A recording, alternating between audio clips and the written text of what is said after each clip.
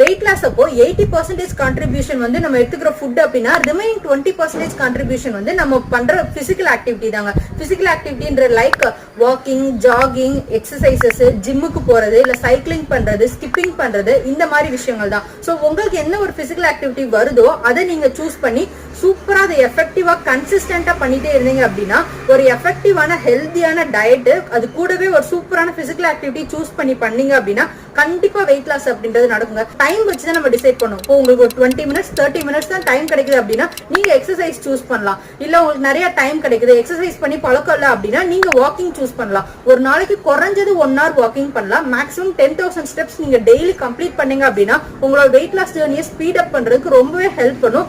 So உங்களோட diet கூடவே சேர்த்து நீங்க டெய்லி ஒரு 10,000 ஸ்டெப்ஸ் வாக்கிங் கம்ப்ளீட் பண்ணீங்க அப்படின்னா சூப்பரான டிரான்ஸ்ஃபர்மேஷன் நீங்க கண்டிப்பா பாப்பீங்க. For more weight loss related tips, subscribe to my channel Ramp Diaries.